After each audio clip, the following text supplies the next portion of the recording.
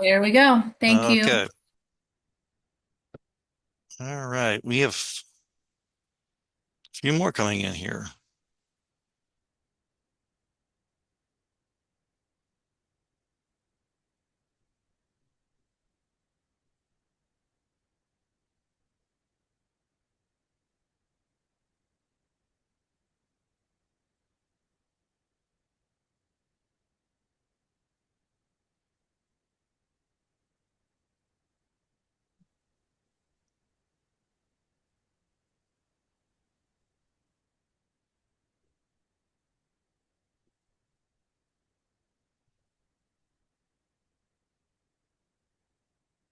Okay. Well, we will go ahead and get started. Thank you all for attending today's workshop.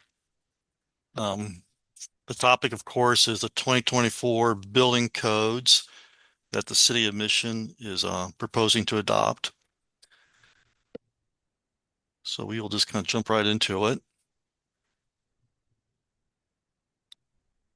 If I can advance the slide.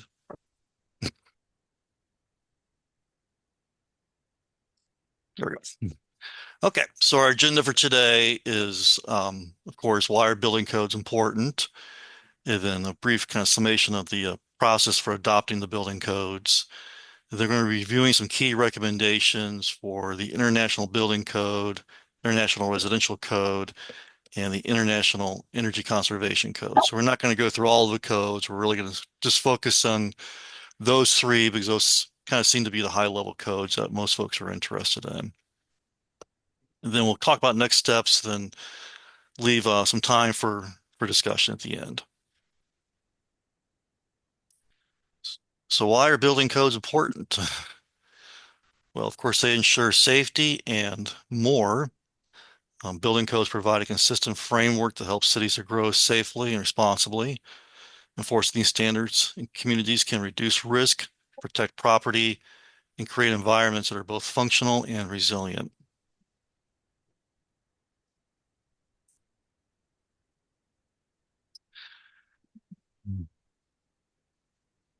Building codes set minimum standards for safety, health, and integrity of the buildings themselves. They ensure that homes and offices and public spaces are protected from hazards like fire, building collapse, and even severe weather. They also play a role in long-term community well-being by including requirements for accessibility, energy efficiency, and environmental impact. So they're really kind of playing a dual role. There's the public health and safety role, but also kind of a long-term role in ensuring the sustainability of the community overall and the built environment for that community. The building code adoption process. So the international building codes are adopted, excuse me, they're developed by the International Code Council, which is a non-for-profit organization that's made up of states, cities, counties that have jurisdiction over the building codes, as well as private entities such as the construction industry, contractors, architects, engineers, and those that are um, in the material building industry. They're continually reviewing codes to make sure that the codes are up to date with emerging trends in the industry, as well as best practices for safety. The ICC, the International Code Council, issues codes on a 3-year cycle.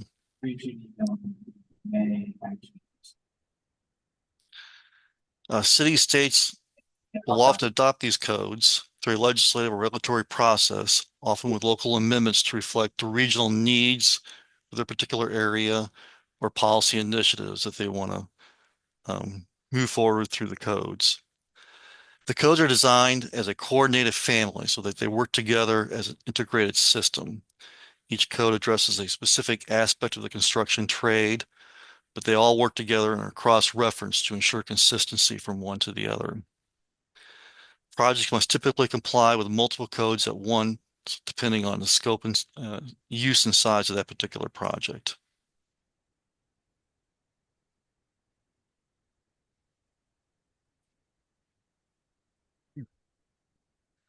On kind of a regional level here in the Kansas City area, Cities will often adopt codes every 6 years or every other code cycle.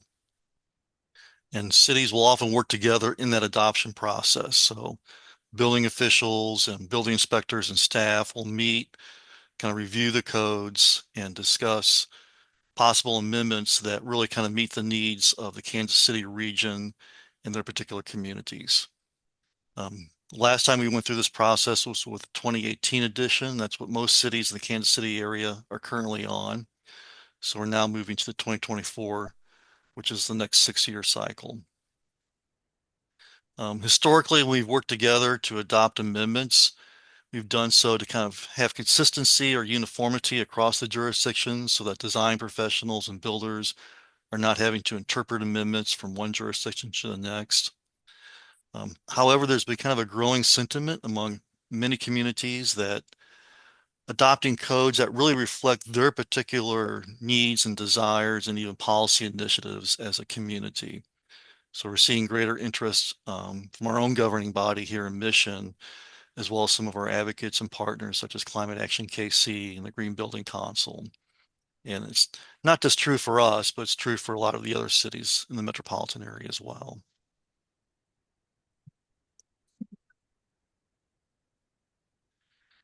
So this is the list of codes that the city of Mission is considering adopting for the 2024 cycle. And it's pretty comprehensive. Of course, the International Building Code and Residential Code, but then we have some of the other codes like the Fuel Gas Code, Mechanical Code, Property Maintenance Code. We have two new codes that we're considering this cycle, and that's the International Pool and Spa Code, and then a 2017 edition of the A117.1 Standards for Accessible Usable Buildings and Facilities. So that's kind of the accessibility code, is what's more commonly known as. All of these codes are adopted by ordinance. Each code is individually adopted by its own ordinance, and it becomes part of Chapter 500 of our municipal code. So if you were to go to Chapter 500 of the municipal code for Mission today, you would see all of the 2018 codes, and those soon will be replaced with the 2024 codes.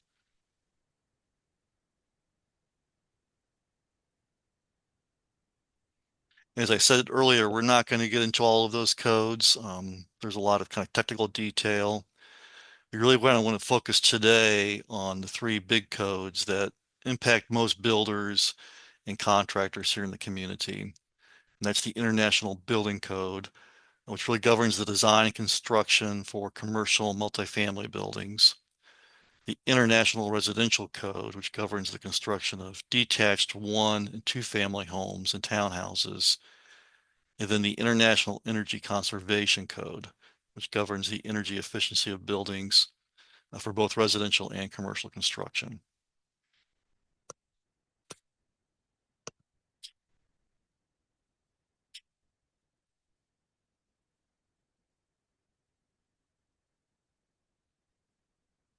So when we're looking at adopting codes, and you can see this with each of the ordinances, there's kind of three things that we're looking at, and that's omissions.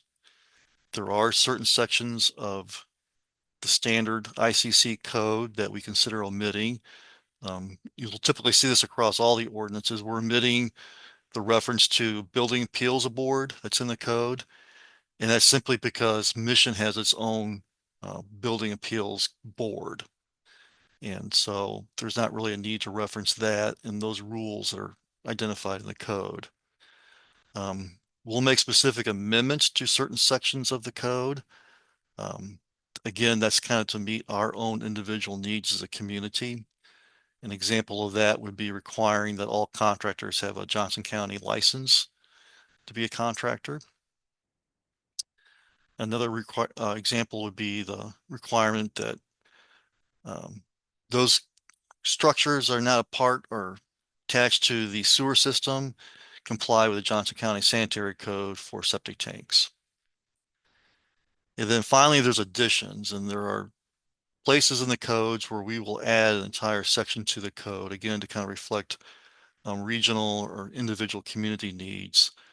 An example is that a number of communities, including us, have adopted or are proposing to adopt residential safety standards. So this would be kind of reinforced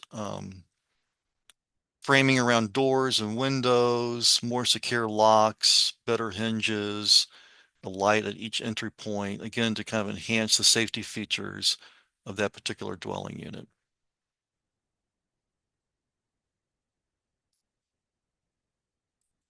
So let's get right into it. For the 2024 International Building Code, we're proposing to add section 105.1.3 that requires a Johnson County contractor's license. So anybody that's going to be doing work in the community, whether it's a commercial building or a residential home, whether it's new construction or renovation of an existing structure, they're going to be required to have a license, a contractor's license from Johnson County. And this kind of ensures that they've had some training on the codes and they're familiar with the codes and they're familiar with regional standards. We often find that people will pull a building permit and they don't have the contractor's license. So we can't issue a permit until we have verification that they have that contractor's license. And this is pretty much standard for almost all the communities in Johnson County. We're amending section 105.8 notices, orders, and work hours. We're specifying that there's certain work hours, 7 a.m. to 6 p.m. Monday through Friday, and 8 a.m. to 6 p.m. on Saturday, and no work on Sunday. So we've received complaints in the past about people working after hours in neighborhoods. You can just hear, machinery, hammering of nail, and then loud music from radios. So we've had to work with contractors in the past to tell their crews that there's certain hours that they can work, and after that they have to stop working and go home so they can keep the peace in the neighborhood. And then finally, section 109.4, work commencing before permit issuance. So we have had issues where people will often begin work before even pulling a permit. We'll kind of catch them in the act of doing work without getting a permit. And we're instituting a policy that anyone that begins work prior to a permit be issued will be subject to a penalty that is double the permit fee.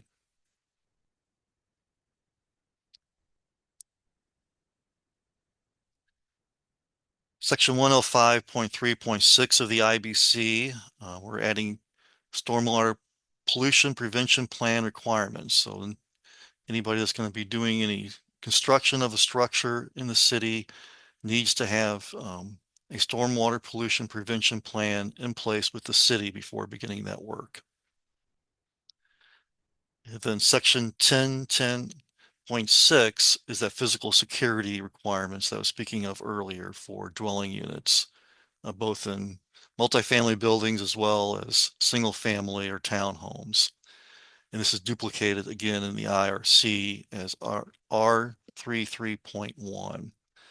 And again, it kind of talks about reinforcing door frames and windows and having more secure locks and reinforcing that lock mechanism, having lights at the entry points to a dwelling unit, things that enhance the physical security of the structure, the dwelling unit, to prevent unlawful entry into that unit.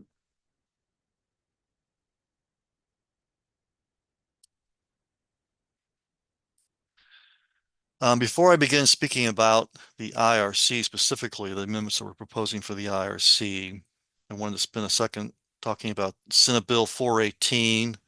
This is the By Right Housing Development Act.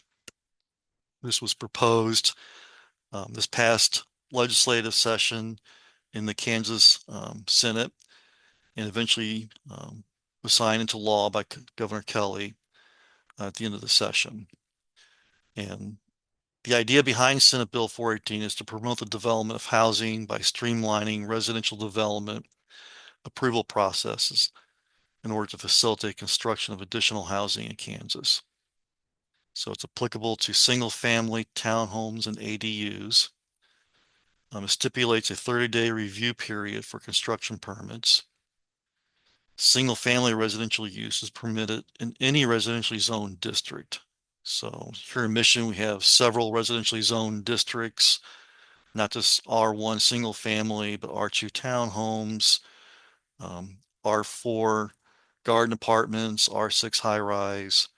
So this law would allow for a single family residential unit to be built in any one of those residential zoned residential districts. And then finally, if somebody wants to rezone to a single family district, the law stipulates that written notice to property owners within 200 feet is not required, and that that zoning is exempt from a protest petition, which is common right now in the state statutes. And again, that's just for rezoning to single family. More particular to the construction, Senate Bill 418 stipulates, and I'll just read this verbatim, for new construction of single family residents that are less than 2,500 square feet of total livable floor area or gross floor area minus garages and basements in size, and are constructed on each such resident's own separate lot or parcel with its own individual legal description, all political subdivisions shall allow the following. And one, use of any of the following at the discretion of the political subdivision. The 2018 edition of the IRC, the 28 edition of the IRC as previously adopted by that political subdivision, or the 2018 edition of the IRC is adopted by another jurisdiction. So the city has the discretion to choose which one of those paths that a contractor would follow if they are to submit for a permit for a home that's less than 2,500 square feet. Then there's also some other provisions, allow for single car garage, allow for single sided architectural finish, and allow for a minimum lot size of 3,000 square feet. So how does that impact the city of Mission? What we're proposing under the new 2024 IRC is to amend the section R101.2, which is the scope of the code. It's kind of the very beginning of the IRC and describes the scope and kind of purpose of the code. And underneath that description, there's a couple of exceptions, and we're proposing to add a new exception, exception 1, and it would read, new construction of any single family dwelling that is less than 2,500 square feet of total livable floor area or gross floor area minus garages and basements in size, and B, constructed in a single parcel or lot with its own legal description may follow the provisions of the unamended 2018 edition of the International Residential Code. So essentially that means that the contractor can work out of the code book and follow the unamended 2018 edition of the IRC.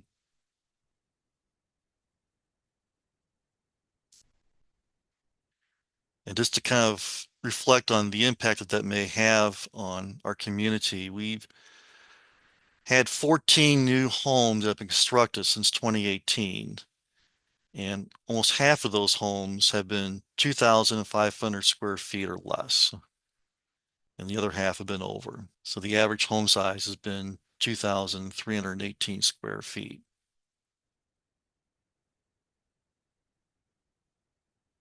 So about half of our new construction would fall under that requirement. In addition, we have a few other amendments or sections that we're adding. We're adding a new section R310.8 for heat detectors to provide for heat detectors in garages that are attached to the principal dwelling unit. Add a new section R317.8 for residential driveways. And this provides guidelines for the construction and grading of driveways. And it also allows for paving systems, such as concrete slabs and paving blocks or grids or turf blocks, which may be filled with pervious materials. So this is really kind of an opportunity to address some stormwater issues in our community and allow for more pervious surfaces on residential construction. Allow that stormwater to kind of soak in as opposed just to kind of running across the concrete driveway into the street.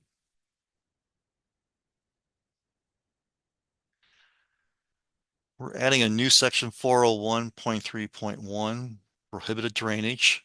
And this stipulates that gutters, sump pumps, and drains cannot discharge within 10 feet of a property line. We've had some issues with new home construction where the gutters and the sump pumps are discharging even into a French drain, and then it's causing some water runoff or water damage to adjacent properties. So this is hopefully an attempt to kind of regulate some of that and prevent that in the future. And then finally, we're proposing to amend table N 1106.5. That's R406.5, the maximum energy rating index option. So for our climate zone, which is number 4, the energy rating index would be 60. Yeah, I believe 53 is what's actually stipulated in the code, but we're proposing amending that to 60.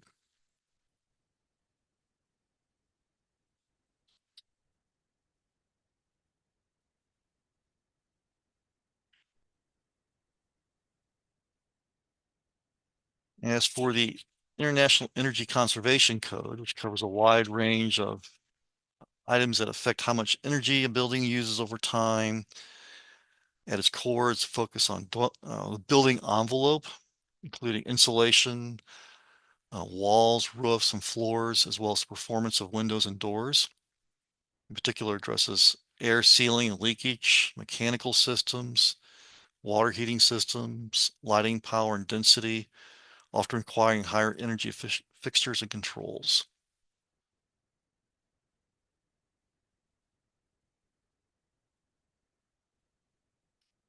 So for the 2024 International Energy Conservation Code, we're proposing amending section C 107.4 and R 107.4, special inspections, tests, and inspection agencies, so that the building official may have the option to require that the following tests be done for new construction or significant additions. And that'd be air barrier, air tightness, insulation and thermal envelope, and duct sealing and leakage. And then we're also proposing that the energy rating index, or the HERS score, be 60. And again, I think the actual IEC 2024 code stipulates 53 for our zone, but we're proposing 60.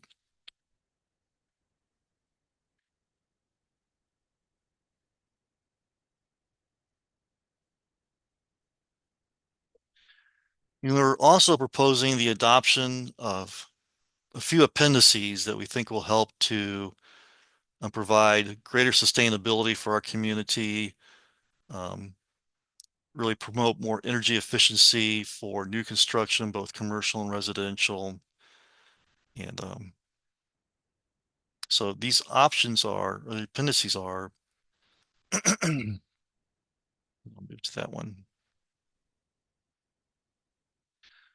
Appendix CB and RB, which would be solar ready provisions for commercial and residential structures.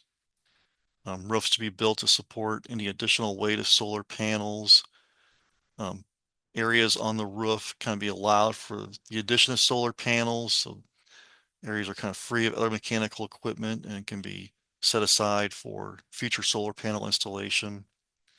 Conduit provided from the roof through the building to the electrical panel, then larger electrical panels to allow for additional circuits.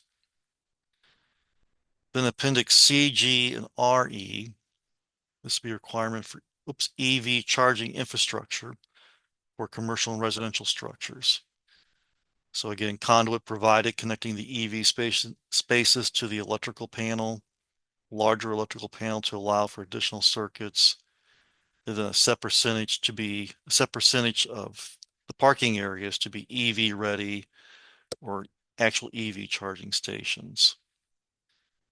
And then finally, we're proposing adoption of Appendix RK, which is electrical ready residential building provisions. This would be new home construction would be equipped with electrical outlets for the stove, the clothes dryer, and the hot water heater. So it gives the option for folks to use either gas or electrical for any of those appliances if they so choose to do that.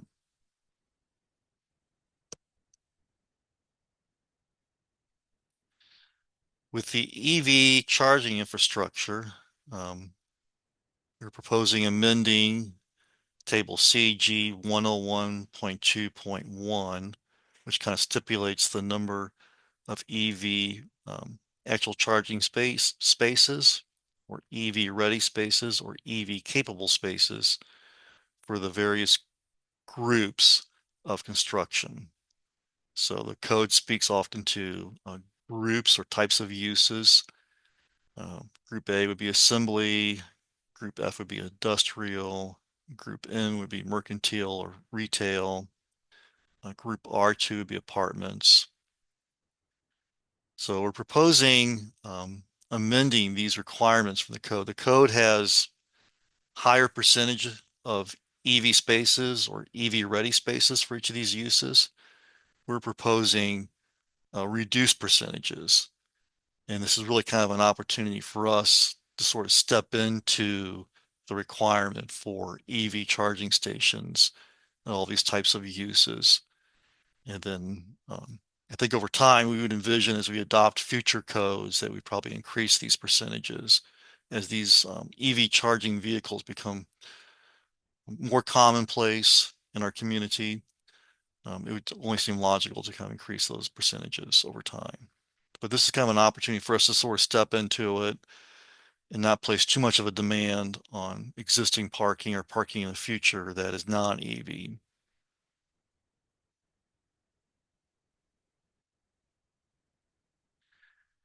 And then finally, with Appendix RE, this is for the residential side of the EV charging infrastructure.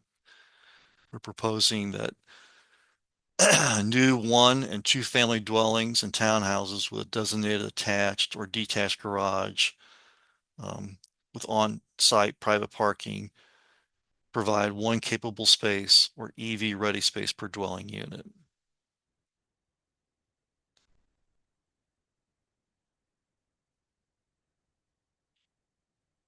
So that's really kind of a summary of the pretty significant code changes that we're planning to bring to the city council. I think we have a website or web page on our website that delves a lot more into the process, and it provides a link to each of the ordinances that I referenced earlier for that specific code. So you can go to the web page and click on Energy Conservation Code, and you'll see the ordinance that proposes all the amendments for the Energy Conservation Code. And that's true as well for the IBC and the IRC and the other codes. Today, we wanted to take some feedback from all of you as stakeholders. We plan to bring back this feedback to the City Council at a work session next Wednesday, June 24th at 6 p.m. It's here at City Hall, and it's open to the public, so anybody can come and attend and provide some testimony if they like. After that, we'll kind of take final recommendations to the City Council at their Community Development Committee meeting on July 8th. And I will note that's at 7:30 p.m. Usually that committee meets at 6:30 p.m., but we have a special meeting time with 7:30 p.m. And again, that's here at City Hall, and it's open to the public. And then if the council agrees and they're ready to adopt the ordinances, adopt the 2024 codes, that adoption will occur at their legislative session on July 15th at 7 p.m. And then the codes would actually become effective October 1st of 2026.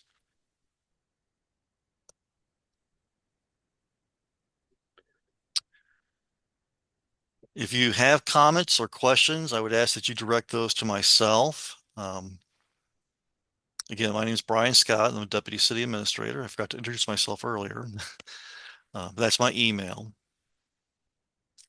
And I will open up for any discussion.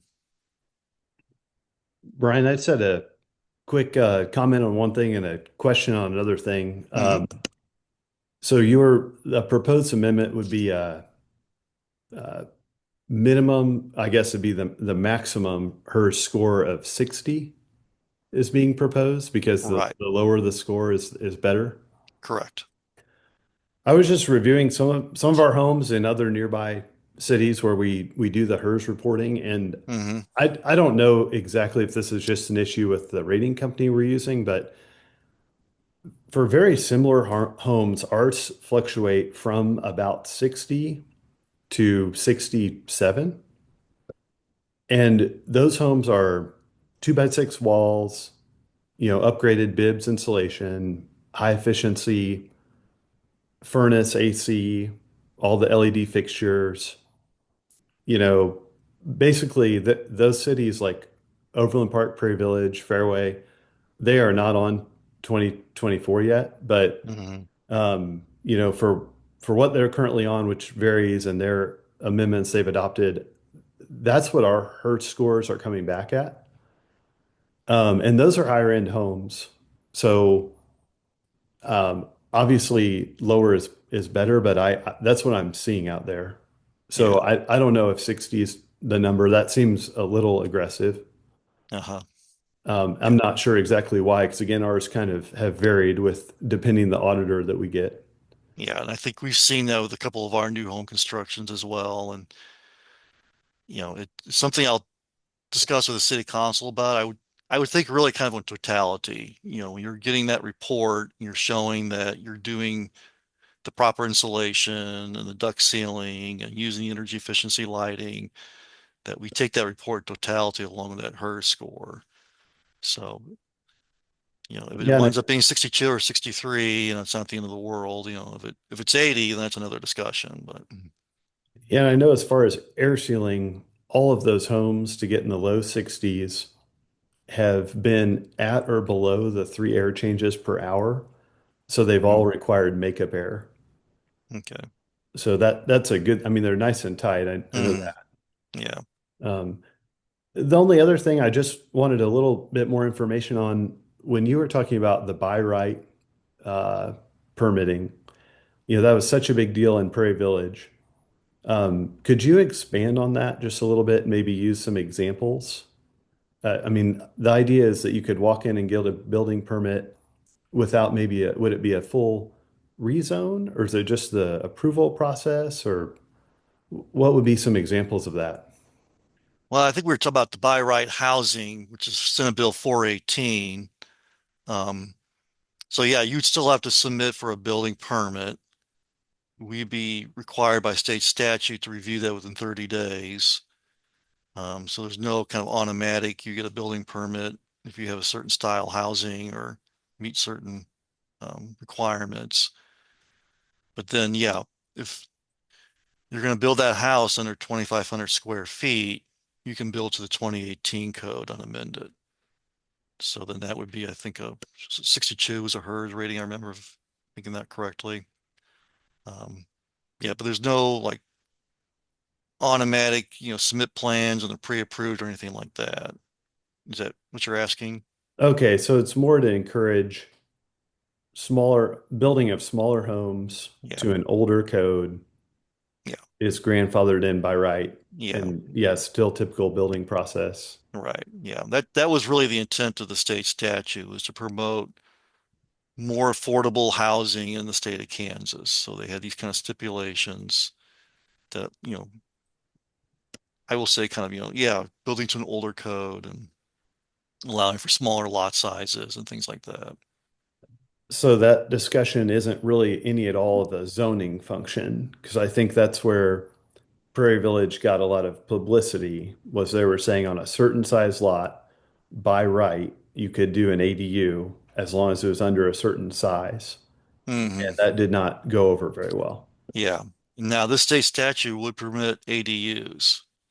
So if somebody wanted to build an ADU in their home, behind their home or on their lot, they could do that.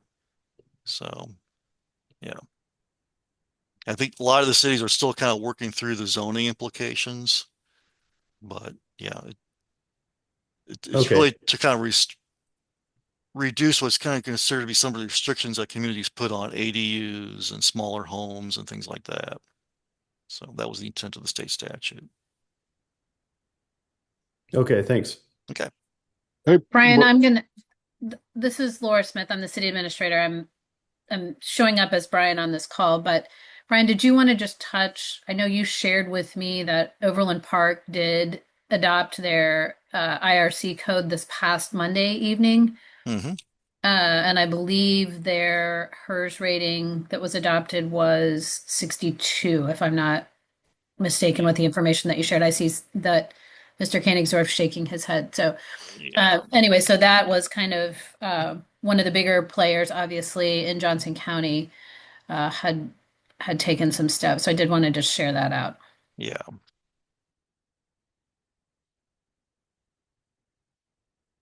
Um,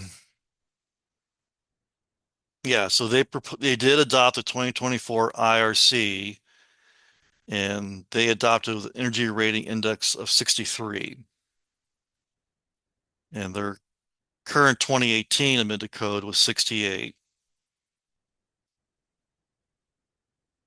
So yeah, they reduced their HERS rating to 63 with the 2024 IRC. Hey, Brian, it's Aaron Wingert.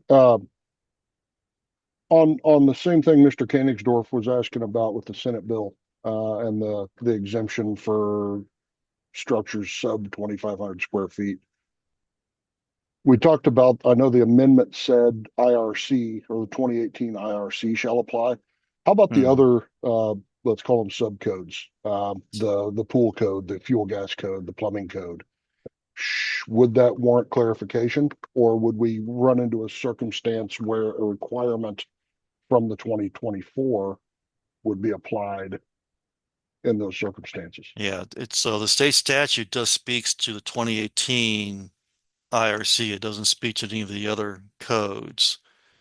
So I think And that's again, kind kind of of, why, yeah, that's why I yeah, bring it up, because if I'm building to the 2018 IRC, I'm kind of, as a builder, I'm naturally expecting that my model codes are the 2018s. right. Yeah, you're So kind of working in that 2018 family of codes to be consistent across the board. Yeah.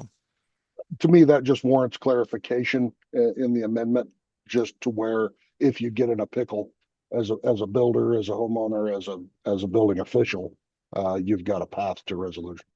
Yeah, that's a good point. Yeah, thank you for bringing that up. Could I uh could I hit on the construction hours thing? And I'm just Mhm. um I come at you from obviously planning commission. I'm a mission resident. I am also a commercial builder. I'm a DIYer who pulls Mhm. permits on his stuff.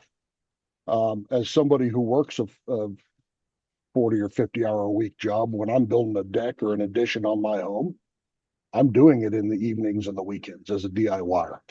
Uh-huh. And I don't think, and just at first blush, these construction hours provisions don't make accommodations for me. And I think that's something that's problematic for our, we have residents that do their own work. And I think it warrants further discussion. I don't like the no Sundays. I'm sensitive to, you don't want a framing crew outside your house banging away, or a roofer Yeah. at 4 in the morning. None of us want that. They're about to build all these apartments down, Martway. None of us want to hear that at 6 o'clock on Sunday Right. morning. So I Yeah. support construction hours. How do we address it for the DIY folks? Well, that is a good question. I think of course there's no restrictions on interior work, refinishing a home or doing a kind of, remodeling inside the home, but it's that kind of exterior work. And we could look at kind of refining that a little bit in the code, but again, I think it might become a case by case basis. If you're out there banging away and you're playing your radio loud and disturbing the neighbors, then that kind of become an issue. Yeah, but I Y- mean, You know, and you see where I'm coming from. If I'm yeah, rebuilding my fence on a Sunday at 1 o'clock in the afternoon, and the hmm, police stroke me a ticket for that, yeah, we've got a problem. yeah, And I really feel that may not be the every case scenario, but construction hours, as a former building official, construction hours are a sticky wicket, yeah, and put a lot of people in a pickle they may not deserve to be in. yeah. Yeah. Good feedback. Okay. Hey, Anybody Brian. else? Brian, it's Yes. Tracy Rhodes with Kansas Gas Yeah. Service. If you don't mind, we'd like to offer a little bit of comment and touch on some of the things we submitted to the city Sure. a few months ago. Yeah. Feel free to go ahead. Sure. Yeah. So we serve a little over 4,000 customers in Mission, Kansas. And we'd like to touch on some of the technical talking points that we submitted a few months ago to the city. First and foremost, we would like to recommend the removal of the electric ready, solar ready, and EV readiness appendices. We believe that the electric readiness provisions conflict with Kansas Energy Choice Act by imposing additional cost specifically on homes that have natural gas infrastructure. There is no similar requirement where electric appliances are chosen, and this makes this inequitable and discriminatory based on fuel type, which we believe is prohibited under the Kansas Energy Choice Act. Requirements to install additional electrical infrastructure for potential future use may increase the cost of construction without delivering any energy savings. For example, it is estimated that these provisions alone would result in over $800 in additional costs. Moving on to section R405.2, which is related to the performance-based section of the code. We request the removal of a 5% penalty, which is placed on homes that use natural gas for space or water heating. Without this amendment, the cost to build mixed fuel homes could increase because builders may need to install extra efficiency measures.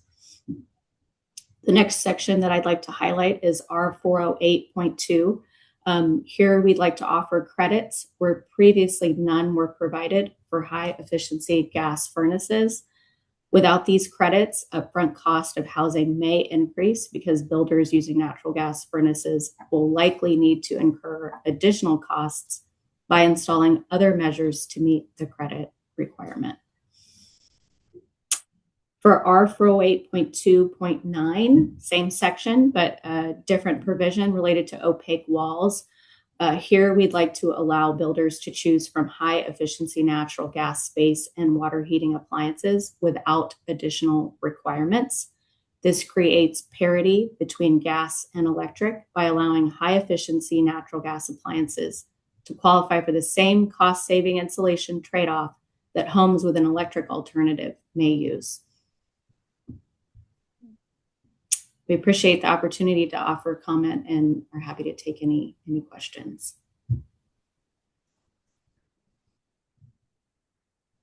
Okay. Thank you.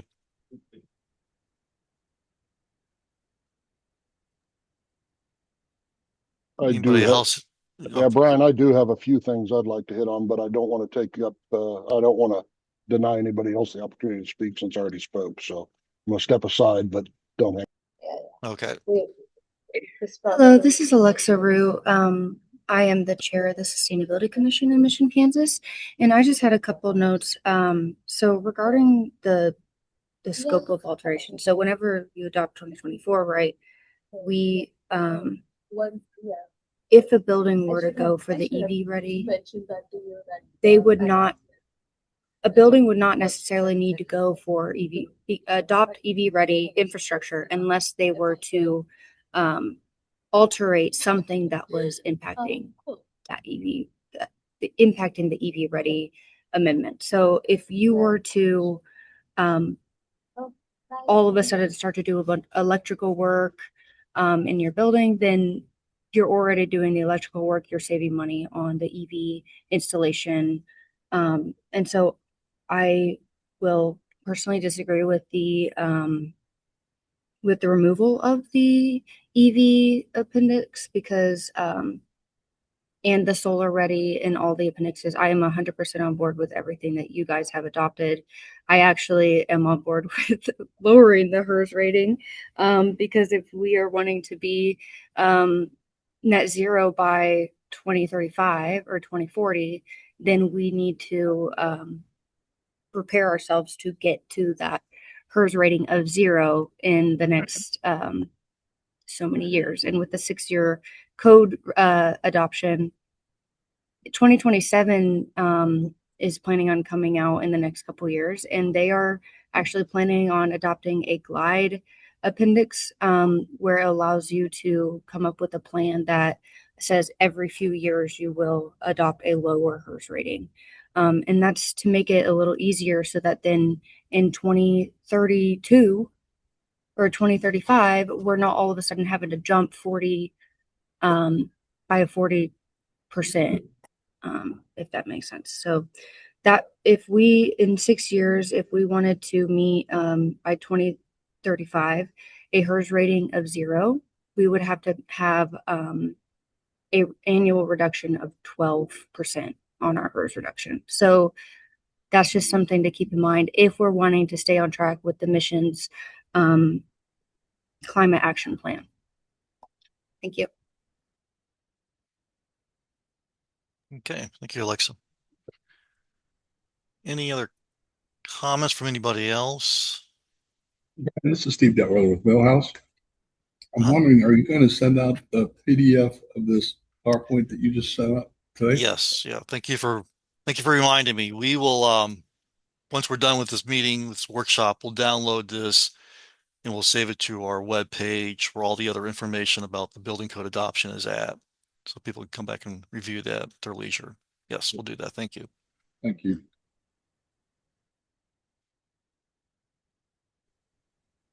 Brian. Hi, Emily. Hi. Sorry, my lights are off. This is Emily Randall.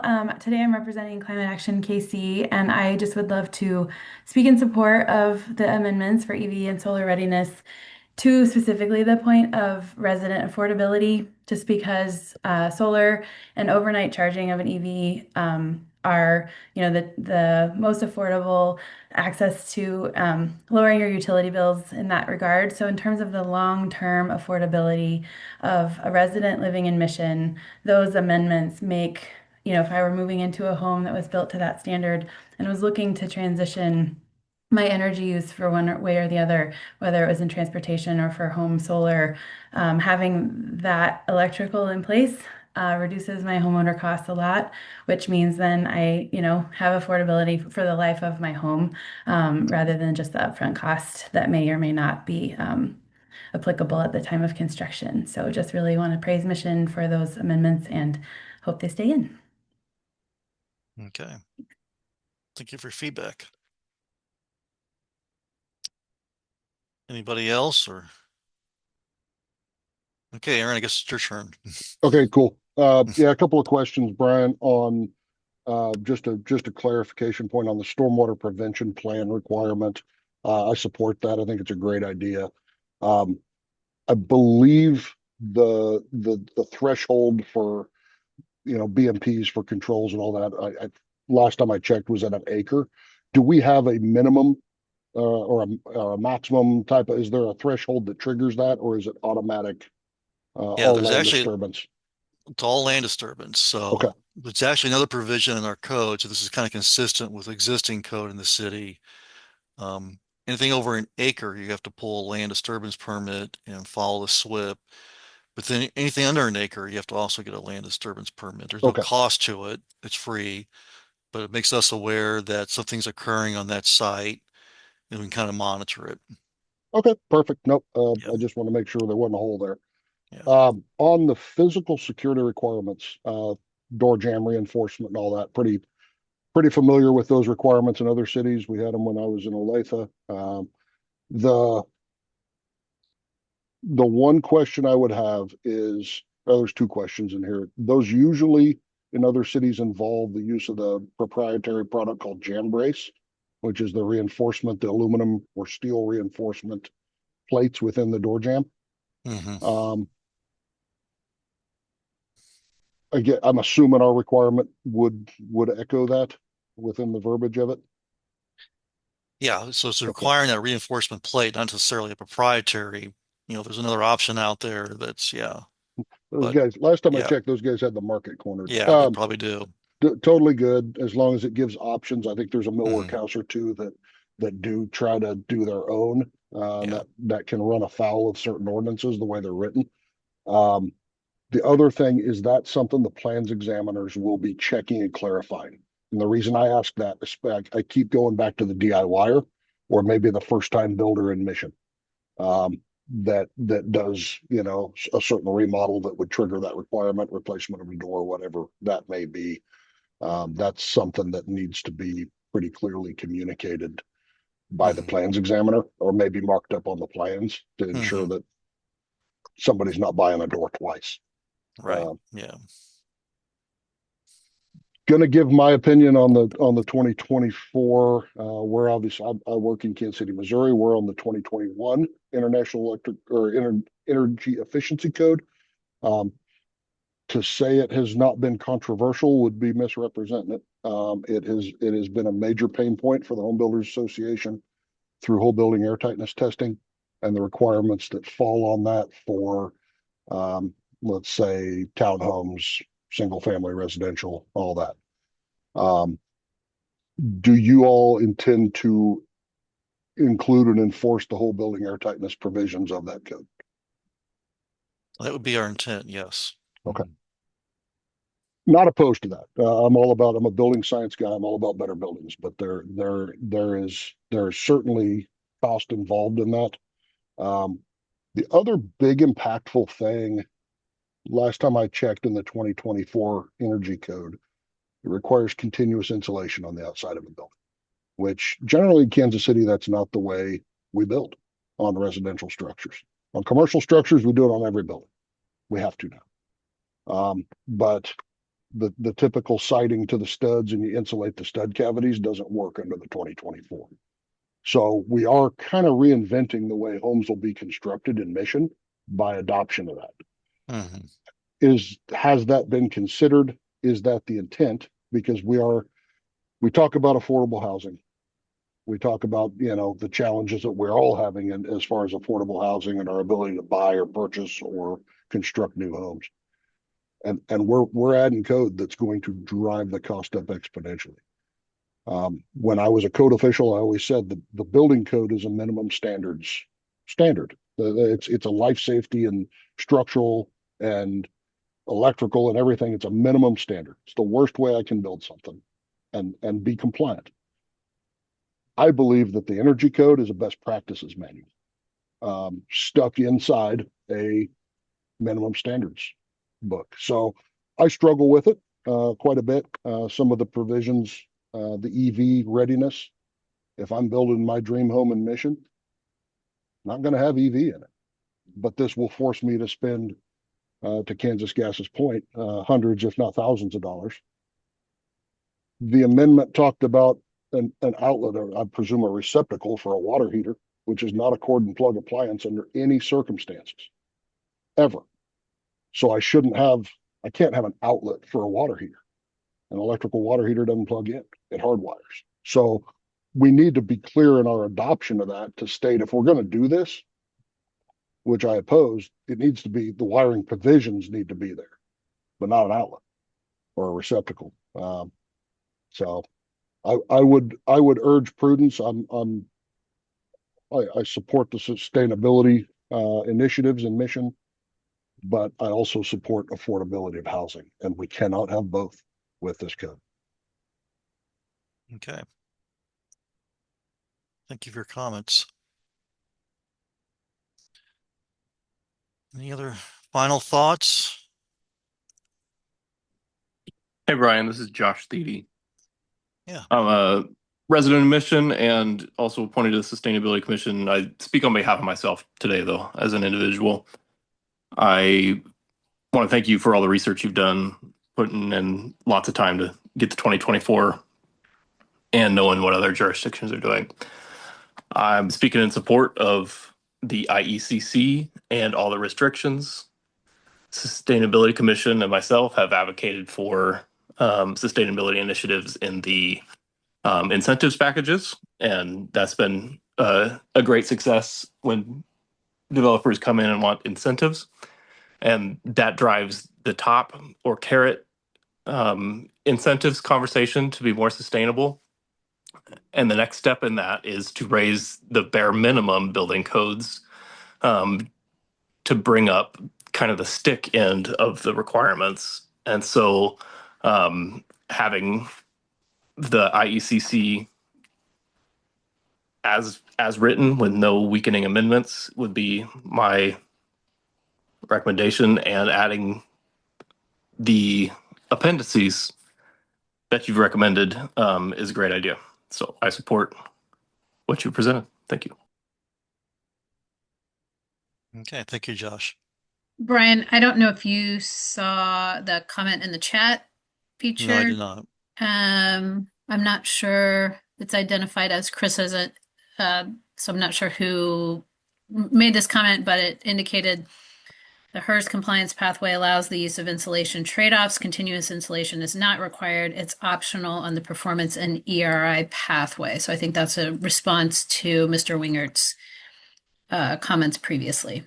And if whoever made that comment wants to identify yourself more clearly, please feel free to unmute and let us know who you are.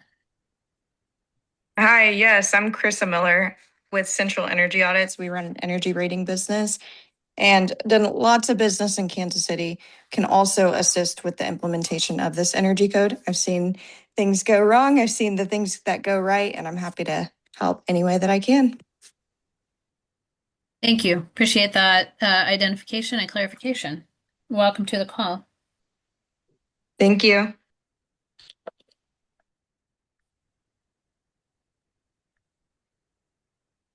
Okay. Anybody else with final thoughts? Brian, Tracy Rhodes with Kansas Gas Service. I know we're quick on time. Just to kind of hit home on a few points on the appendices adoptions. These are non-mandatory until they are adopted in city ordinance. After that, they are a requirement. Mm-hmm. The appendix and cost estimates for electric readiness do not include the cost of an electrical service upgrade if one is required. So actual project costs that we referred to in our comments previously could be higher depending on the panel capacity, service size, and site-specific electrical conditions. Again, we'd like to reiterate our position that we request that the appendices be removed in their entirety due to potential conflict with the Kansas Energy Choice Act. Appreciate the opportunity to offer comment. Thanks. Okay.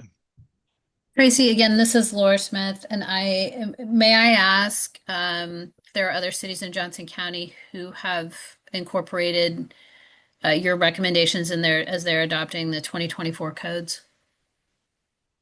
Yes, thanks for the question. Overland Park has adopted some of our recommendations into their code as well.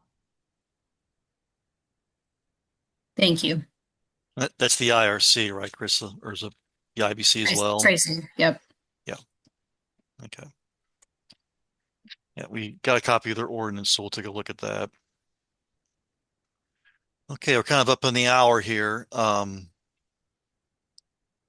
As I stated earlier, this recording will be downloaded and put up on our webpage, so you can go back and review it again at your leisure. I kind of jumped into it at the beginning. I was kind of failed to make some introductions. I'd be remiss to not introduce Courtney Capello. He's our building official, and he's on this call. And Devin Bryan is our building inspector. He's on this call as well. Laura Smith is our city administrator, and Justin Carroll's our deputy city administrator for finance and administration. They're both on this call. And I also see a few council members, Councilmember John Posey and Councilmember Camoza, and there may be one or two others I missed. But again, thank you all for participating in the call today. We will take all this information and kind of summarize it and present it to the council at a work session on next Wednesday, the 24th at 6 p.m. And then we'll kind of get their input and go from there. And that meeting is open to the public, so if anybody would like to attend, they're welcome to do that. So, all right. Well, thank you very much for attending today. We appreciate it. Thanks, Brian.